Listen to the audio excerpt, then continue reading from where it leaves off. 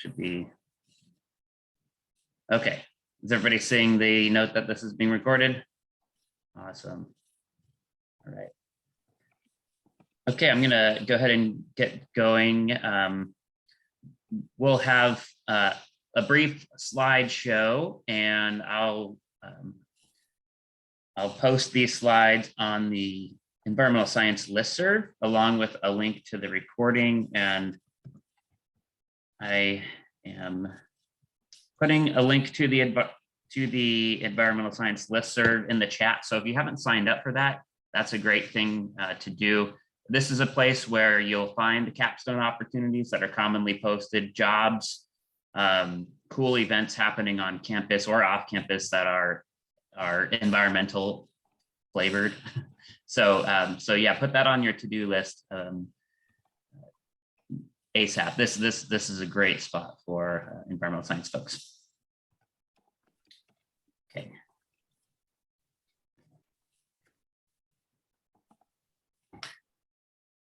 All right, so Dr. Peter Selkin and I are co-coordinating the environmental science major this year. So we thought we would put together a presentation just describing what a capstone is, how do you get one, how do you sign up for it, that sort of thing. Because we get a lot of questions about this, and we know that a lot of students make it well into their major without really having a good understanding of what the capstone is. And this is one of the most critical parts of the environmental science degree. So we thought we'd make this presentation, and we'll be giving it very frequently as well. This is the second time this year that we've given the presentation. So hopefully this helps. If you do have questions, just go ahead and raise your hand, and if I don't notice it, if someone could just let me know that there is a question, we'll get to those. We also have, so we have faculty here. We also have Catherine Hackney. She's completed her capstone project in the fall and did an awesome job, if I might say so. And so she's here to share her perspectives on what it was like from the student side, but also to answer any questions that you might have. So she's a great resource, and thank you again, Catherine, for being here. Much appreciated. Okay, so what is a capstone?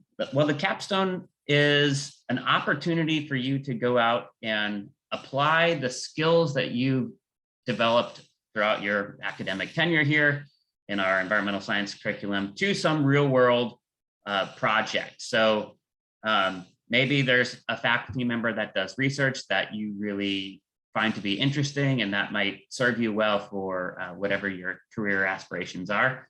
You can work with that person potentially and do authentic research, build a project, build a deliverable. So that might be a presentation, it might be a poster, it might be a paper. And that's something that you all can decide. And then we want you to have some sort of public display. So we usually encourage our students at minimum to present at the, we call it SAMRS, which is the Science and Mathematics Undergraduate Research Symposium. So that's a nice opportunity to show your poster and showcase the really cool work you're doing to the public. And this is also a great way to learn about the different capstones out there. So we'll be having a SAMRS in the spring. That would be something I strongly encourage folks to attend if you're looking for capstone projects. So this is great because one, you learn some new skills. So you'll have skills that you've developed and learned in classes and coursework, maybe field courses, but you're generally going to learn some new skills that are very specific to that particular research project or internship that you're completing. So that's great for building your resume is learning new skills. This is a great opportunity to build relationships. Some of you might use the word networking. I prefer relationship building. It's a little more positive in my mind. So you can think of that as the same thing. Here's, for example, this is a former environmental science graduate Kavi Reina, presenting her work at the Puyallup River Watershed Symposium a few years back. And she's talking with Lisa Spurrier, who's in the Swan Creek Implementation Committee. And Lisa actually really enjoyed Kavi's poster and invited her to give a presentation for the Swan Creek implementation team. So you don't know what's going to happen when you go out and present your research, but these are great opportunities to meet future employers potentially, or maybe they know somebody that's hiring, right? So the more folks you meet, the better off you're going to be. And so you get good one-on-one mentoring. You and whoever you're working with on your capstone can chat about your career aspirations and then help you figure out how to get to that point, right? What are the steps that you should take? When should you take them? So great career advice, or graduate school. If you're interested in graduate school as the next step, they can help you through that process as well. You leave with real world experience. So this is something that you can put on your resume. You've done real research in a lab or out on the field or whatever that looks like. And so you have something beyond just coursework and beyond a degree. You actually have something on your resume that says, I have experience doing whatever it is you did. And you get feedback, right? So you're gonna do these and there are gonna be some things that maybe you didn't like so much. And that's good to know too. It's not just what do you like doing, but it's also important to know what you don't like to do as you hone in what it looks like for you down the road, what career you want to chase, what career you want to pursue. It's important to know both those. What do I like? What do I not like so much? And capstones can help with both of those. And your capstone project might involve field work. You might actually go outdoors to some research site and collect data, but it doesn't have to. We really take pride in making our degree accessible. And so if you're not interested in doing field work, or if you're worried about accessibility, this is a great conversation to have with whoever it is that's doing the research that you want to partake in. We want to make these capstones available for every single person, every single environmental science major. So don't think, I don't like being out in the field, therefore this isn't for me. That's not at all the case. Chat with your faculty advisor, and they can help you figure out what's right for you. All right, Peter, I'll let you take it from here. You're muted. Sorry. I want to talk a little bit about educationally how we think about capstones in the environmental science curriculum.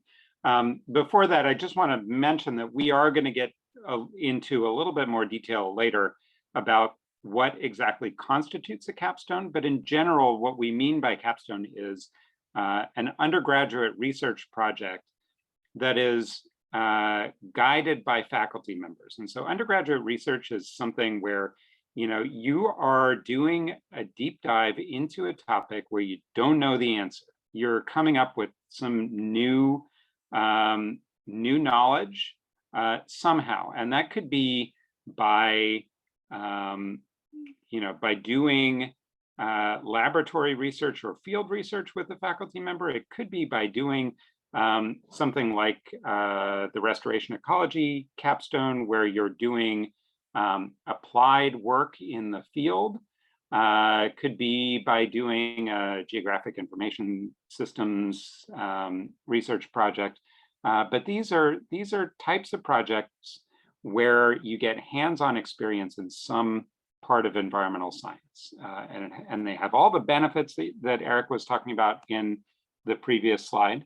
But if we can go into the next slide, I want to show you some things we educators like to think about, things we ask you to do in our curriculum as things you're supposed to learn from that activity. And so these are what we call the student learning outcomes that are related to what you get educationally from your capstone. Things like being able to connect information, connect knowledge from all of your various classes that you took together to focus it all on an environmental challenge. That's that first learning outcome there. So you're kind of bringing together lots of information from all kinds of different areas. Applying field laboratory and quantitative techniques to investigate environmental issues. So that's like, you know, collecting data out in the field or in the lab, maybe doing some data analysis there, or applying that information to doing some sort of internship project, some sort of applied work. Interpreting and communicating information. All capstones have to have some component where you're communicating what you have done to some audience, either at the SAMR's presentations or in Seattle in the undergraduate research symposium, or maybe at another conference somewhere. And then creating new scientific knowledge through research. And that's one that in and of itself has some benefits that Eric described previously. All right, so how does it fit into the curriculum? Specifically, when are you expected to do a capstone? We kind of think of TESC 310 as the kickoff point for your capstone project. So sometime usually during 310 or maybe a little bit after, or for some people, some students come in with an idea of what they're going to do in their capstone and they've started it kind of at the same time or even before 310.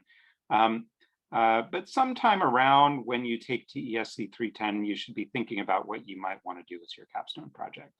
And then you continue that on until around the time when you're getting ready to graduate. And then in TESC 410, you have an opportunity to put the capstone, the new knowledge that you've gained from the capstone into a format that you can present to other folks at SAMR's. And so 410 is kind of the place to collect your experience together and present it. Now, other folks might present at other times as well, but everybody presents capstones in 410. And then alongside that, you're getting new information and new knowledge and building your skills in your 300 and 400 level environmental science courses. And that usually also feeds into your capstone project. I've got a student right now, Christy Ricks, who's working on a project where she's analyzing some sediments from Central Washington.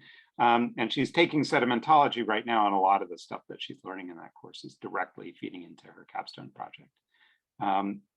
So as you're taking those courses, you're going to find out new stuff that you can then use to enrich your experience as an undergraduate researcher. So that's always fun when you can see those connections there. And we think about that as part of our curriculum. All right, Eric, I think it's back to you. Great. So yeah, so what specific courses count as a capstone? Well, so there, well, I should say first off that you need to do a minimum of 3 credits, which all of these you can do with all of these courses. You can do more than 3 credits. We just want you to make sure to get a minimum of 3. So at the top here, we have some of the more common capstone type courses, and then there's a few down here that are more biomedical in theme, and then a sustainability and action course, which is where you develop some sort of project that makes maybe something we do here on campus more sustainable, or it might even be an off-campus project. But I'm going to go through these 5 at the top here that are the more common types of capstones that our students pursue. All right, so TESC 499 is a project, is a capstone project that you do where you and some professor on campus are going to do a research project of some kind. And again, this is a great, the environmental science listserv is a great place to find these. So whenever a faculty member has a project like this, they'll put it on the environmental science listserv. Hey, we're looking for students that want to do XYZ research, send me an email if you're interested, and then you can chat with them about that. The other thing that you can do as you're thinking about capstone projects is to go to the environmental science faculty research projects page. There's a website, and I've got a link to that at the end of the presentation. And I'm just going to go ahead and show you that website really quick.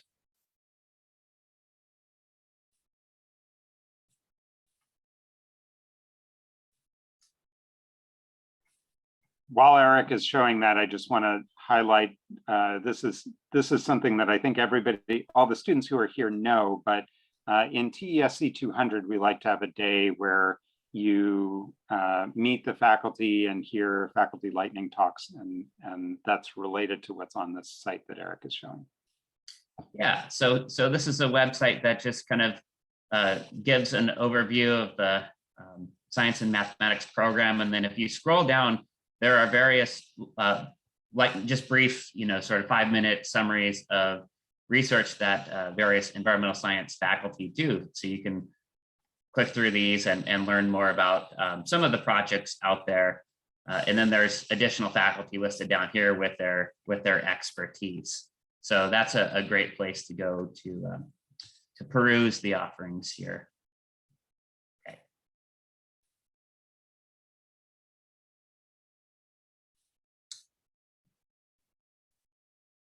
And again, feel free to throw a hand up if you have any questions.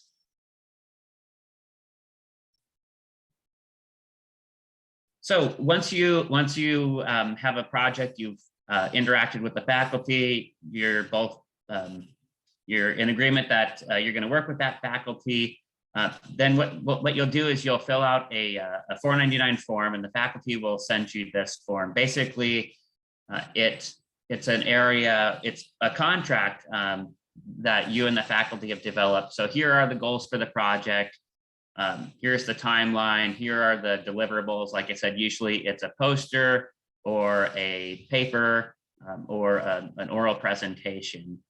And then you sign it, the faculty member signs it, you, the student, takes it to the SIS office for an entry code, and you're in. So there's no competition. Once you and the faculty have agreed to work together, there's no competition for the seat after that. So you don't have to, approach it like you did with registering for other classes where you want to get up first thing in the morning on the first day it opens and try to get in. You don't have to worry about that with this form. You'll fill it out, the faculty signs it, and you just get it in, whenever by the end of the quarter, and you'll be fine.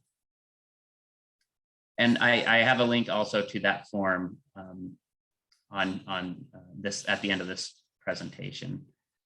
Just a note, you don't want to get it in just whenever, right? You want to get it before the add drop deadline. Yeah, thanks, Peter.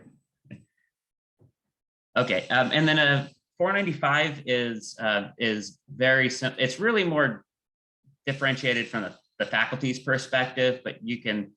495 is a course that you register for.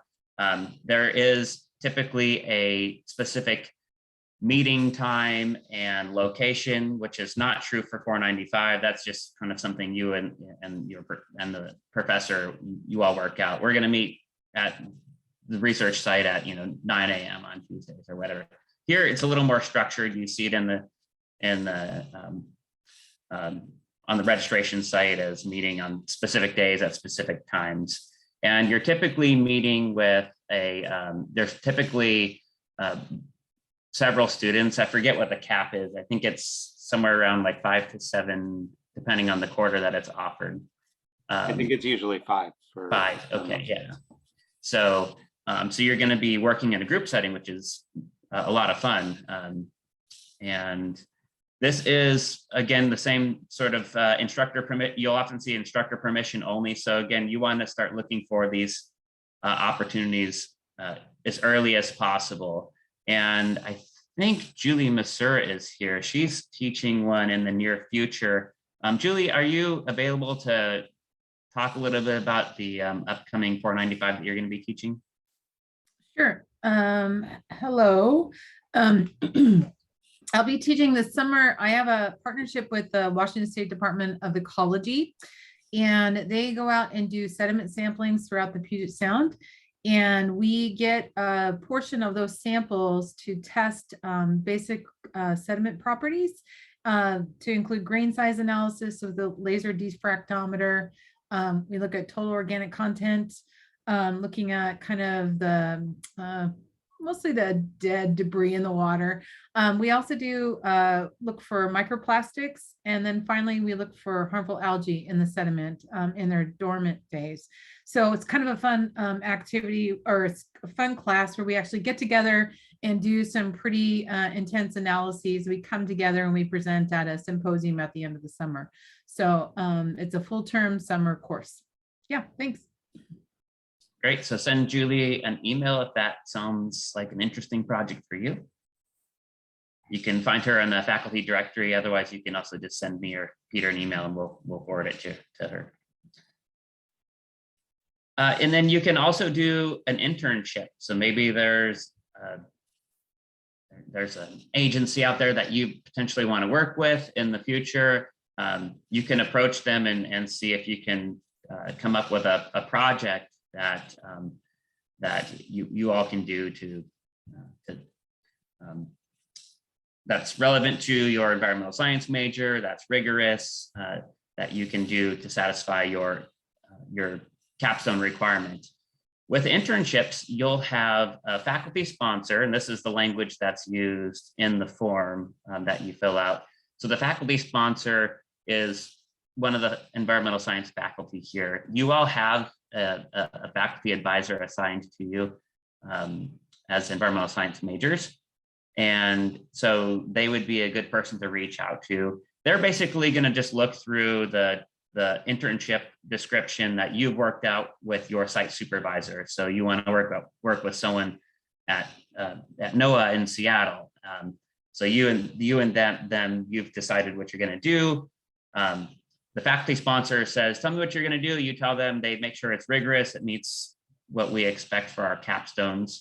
And then they sign off on it. The site supervisor signs off on it, and you're good to go. So as far as registering for internships, there's a paper form that you can fill out. You can also use Handshake, and here's the link right here. Handshake is a great place for you to go if you're looking for internships as well. So they offer them there. You can fill out this learning agreement on Handshake. So if you want to do that digitally, that's an option. Let's see. And moving on. And as the student, again, the expectation here is that there is some rigor when you're doing these internships. It shouldn't be just, like I'm sweeping the hallways at NOAA, right? You want to have, you want to collect some data, you want to do some data analysis, something more rigorous than just being there and putting in a certain number of hours. So keep that in mind as you're looking and as you're trying to develop possible internships. And then another opportunity is for your capstone is you can actually earn a GIS certificate. GIS stands for Geographic Information Systems. And this is basically a way for you to take spatial or digital data and then put them on display them spatially on like a map. So you're basically building maps with various layers, right? And I've included a map here as an example of a product that a GIS person might create. So you've got, like an aerial view of a particular location. And then another layer is these dark black lines, which are parcel boundaries. And then the yellow is another layer, which is 100-year floods for these different streams. So you can add on all these layers depending on the type of information that you want. So if you're interested in the hydrologic cycle, these types of layers might be common. If you're interested in pollutants somewhere, you might have different types of layers, but you would learn how to do that in the GIS program. And it's 25-ish credits. So you would take TGIS 311 at some point prior to autumn quarter, whenever you want to start it. So, and then autumn quarter, you would take these two courses, 312 and 313, and then the following winter quarter you would take. So you would do these consecutively, autumn, and then the next quarter, winter quarter, you would do 14 and 15, 415. And 415 is the capstone course. So you have to complete 415 in order to check off the capstone requirement for the environmental science degree. But again, you leave the university with a GIS certificate, which is pretty cool. And Cynthia Updegrave is here, and she's the restoration ecology point of contact for UW-Tacoma. And so she's kind enough to tell us a bit about what that entails. So the screen is yours, Cynthia. Thank you, Eric, and greetings, all of you students interested in capstones. The restoration capstone is part of a 25 credit, potential 25 credit certificate in restoration ecology. And to do this 25 credits, the only requirements are these 17 credits. The others you most likely will encounter in your studies, in environmental studies and other majors. So you start out in the fall with Introduction to Restoration Ecology, and we do about 10 field site visits for the whole day, and really popular course. Then you may be enrolled in the capstone simultaneously. This is not always the case.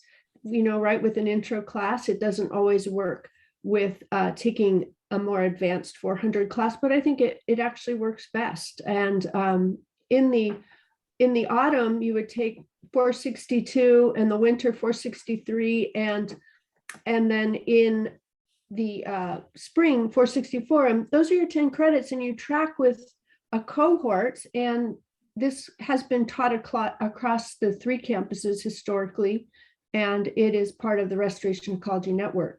And you would be part of a legacy in its 22nd year this year, where there have been 171 community projects completed, 932 students, and working with the CP, doing some complex research, design, and implementation. And this really has led over the years to some wonderful careers for our graduates. A lot of your fellow students these days are working for King County, the city of Sumner. Some are at U Waters, down in the port, also university research positions, and some really high profile consulting firms. Right now at Metro Parks Tacoma, we have 3 graduates from the program who have been hired, one each year, to really increase at Metro Parks Tacoma, increase their commitment to maintaining parks for biological diversity. So this year's cohort is working with 3 previous year students who have graduated, and it's wonderful to see in the field how much they can communicate with each other and how much they get done. So thank you. And I'm available for any questions. It's quite a bit to cover in just a second, so reach out. Looks like there's a question. Kirsten, go ahead and Hi, yeah. I just had a question. So I was actually looking at the restoration capstone sequence before this, because we're doing some planning in TSC 310. And I saw that there were classes that they said to take concurrently with. Are those recommendations or more so requirements? Oh, it's not a requirement to take Introduction to Restoration Ecology with the capstone. You do have you must take all 3 of the 462, 463, 464 series. You can't just take one. I hope I'm understanding your question. but 362 could be taken the year before. Often, it just seems to work out that students take it at the same time, but you could take it before a student could. And also, if there is a lot of previous restoration ecology experience, the equivalent introduction to it, we could certainly discuss that. Yeah, because when I was looking at the My Plan, it was saying there were like ESRM 464 and BES 464 to take like concurrently with say T-Bio 464. Yeah, that's what I was getting at. Yes, those are the three different campuses that form the cohort. Oh, So got there you, are got you. students registering at Bothell, at Seattle, and at Tacoma. And you Okay, that form a larger makes Yeah, over the years. Kirsten, that's just the names of those classes on the other. got you. That completely clears it up. That thank goodness, right? That sounds really hard Yeah. or confusing. Thank you, I appreciate it. Thanks, Kristen. Good question. All right. So those are the common capstone opportunities that students complete. Dr. E.C. Klein asked that we also share this global health opportunity. It's more geared toward the biomedical science folks, but there might be some of you in the audience that may want to do something. So there's three different, there's an experience in India, one in Uganda, and then one in Bolivia. EC recommended pointing out the Uganda experience because that one had a sort of a food, nutrition, and community health connection. So there's information on this slide, but really if you have questions, contact EC and their email is down here. This does satisfy your capstone, even though you see biomed prefixes, this does satisfy your environmental science capstone. So this is an opportunity for you. So that is, I think I'll stop chatting about that one. We'll go on to some potential funding sources. So there may be, maybe there's some funding needs for equipment to do research. Maybe there's some funding needs for travel. Maybe you want to go and present at a conference and you need money to pay the registration fee. If that's the case, we do have a few sources here. So one is the Mary Gates Endowment, which you can apply for, and then another one here at Tacoma specifically is the Mary Klein Fund, and these typically aren't super competitive. So definitely worth putting an application in if you're looking for some funding there. And I just want to mention two things about these. Just so folks who are watching this understand about doing a research project, if you're just getting started, you shouldn't have to pay for doing, as a student, you shouldn't have to pay for doing research, you know, and except for things like, you know, course fees and things like that. But there may, typically speaking, equipment and things like that in your lab are going to be funded through your faculty supervisor, or if you're doing an internship, through wherever you're doing the internship. But there may be cases where you want to do something on your own, where you know you need a particular specialized piece of equipment, and your faculty supervisor doesn't have it, or it's not somewhere in the department, and you can't borrow it, or something like that. A lot of times what students will do is they'll apply for Mary Klein Fund funds to do that part of their project that is their, you know, it's their idea, right? So this is something where once you've started on a project and you want to make it yours, this is a good opportunity to do that. Mary Gates Endowment is a little bit more flexible and can give you funds for doing even more things.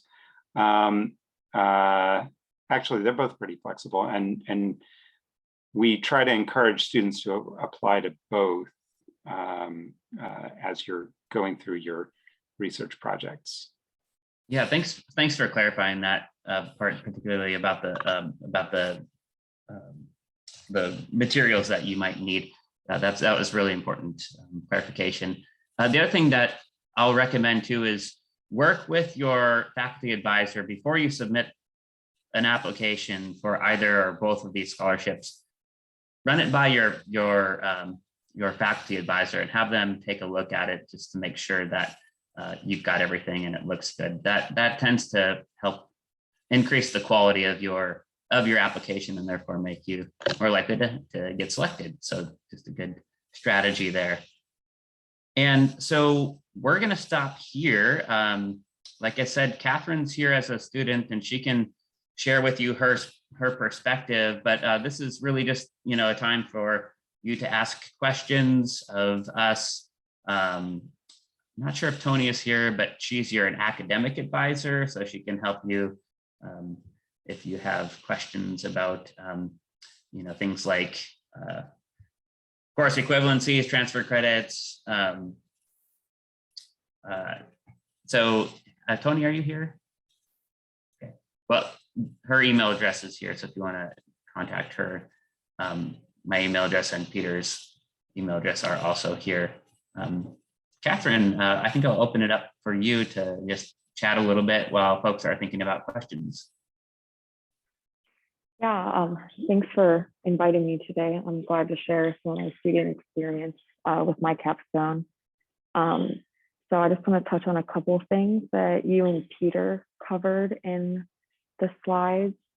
And the first thing was the mentorship that I received during the capstone. I did the research capstone, the 499, and I specifically worked with pre-spawn mortality in coho salmon in Swan Creek. And I was fortunate enough to work with some middle school students throughout. So not only do you get experience with conducting research and communicating these learnings, but sometimes you get experiences with working with your communities as well. And to me, that was one of my most rewarding things that I received from my capstone, was being able to work with the youth and get them excited about some of the stuff that we were doing. It kind of all started whenever I was taking TESE 310 and 200, and I actually met Eric in one of the faculty meetings that we did there. And then that's how I got linked up with this, because I had no idea, to be honest, where the capstone started, how to get started with it. So I would highly suggest making sure that students take the time to go to some of those meetings and meet some of the faculty, like today's meeting, because it definitely helps clarify and helps pave a pathway to get linked up with the capstone that you think would best fit you. And right now, I'm working on my presentation for the spring symposium. So that's coming up here shortly. I'm on track to take 410 next quarter. So that will help me get even more together. I think I'm going to be with you, Peter, in 410 maybe. Yeah. I definitely would advocate a field research opportunity for students that like to be out and do like the hands-on application out in real world kind of circumstances, but all of the other options, doing in lab or internships is also really rewarding. But these capstones give us an option to apply our learnings that we've learned in the classroom.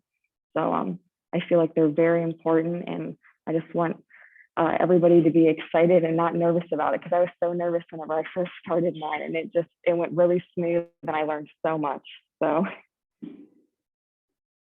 that's kind of what I have. I don't know if you guys have any questions that you'd like me to answer specifically for students.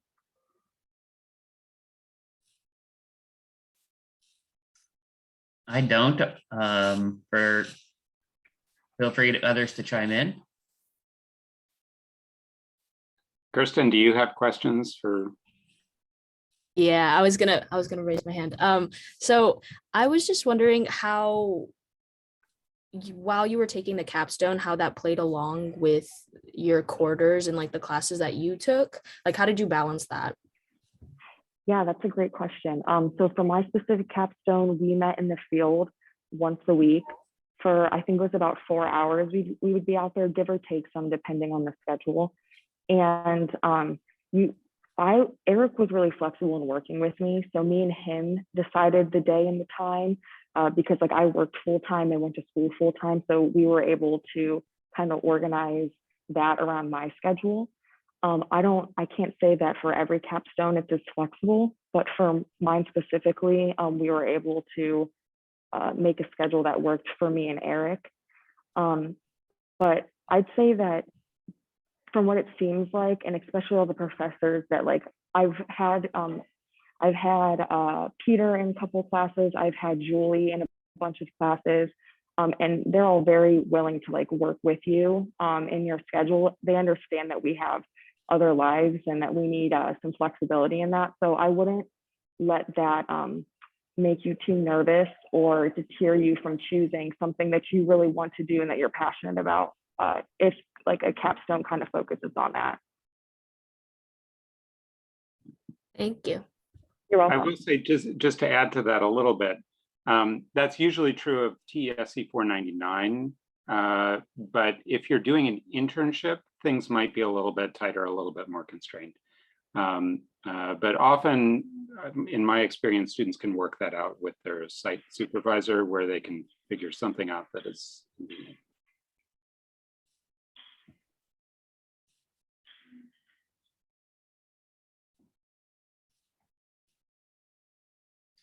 Any other questions?